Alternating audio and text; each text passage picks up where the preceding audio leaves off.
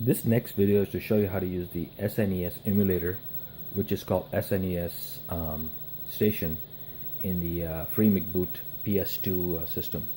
So the first thing you need to do is to just go down to the SNES menu. So you click on down to the menu,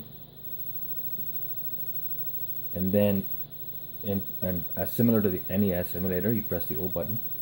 And basically what it does is it launches the SNES Station emulator. Now my system here, the ones I have modded, include the ROMs are included in the hard drive. So the only thing you need to do is just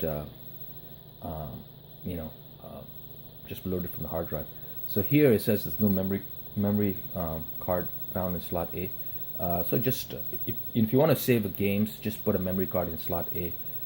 Other than that, I just press the triangle button to ignore that, and then it goes through a disclaimer and some information about the software, and then it just goes through all the information, and then basically right after that it'll load up all the internal systems that are in the PS2. So the USB, the CD-ROM drive, including the hard drive.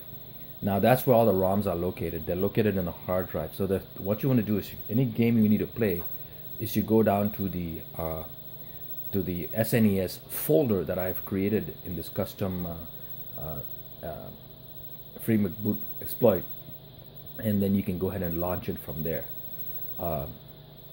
No need to insert any disks or anything in a USB port. Basically, in the future, if you need to play game, if you need to add additional games, you can actually just load it onto the USB port, and then you can play it off of that. So it takes a little bit of time, because since this is a new system, it'll take maybe a minute or two, maybe even less than that. Anyway, so all the ROMs are located in the SNES emulator folder. So I'm gonna go down to that, all the way down to where it says SNES. There it is, SNES EMU. Let's call it SNES emulator. And then for that, you just go ahead and press the O button as well, and then it'll load all the ROMs that are located in the system. Sorry, hang on one second. Go back up, and then it's gonna show you the next folder, which is gonna be the ROMs. And then you go down to the ROMs folder. And I'm sorry for the SNES Station. It's not the circle button. It's the X button. So click on the ROMs. Now this will take a little bit of a time to load because of all the ROMs that are in the system. I've loaded about all the US 700 and change US ROMs. So then let's say if you wanted to play, a game, let's say 7th Saga, just go down to that game and click the X button again, and it will launch the game. It's the same procedure as you do in the NES emulator, but here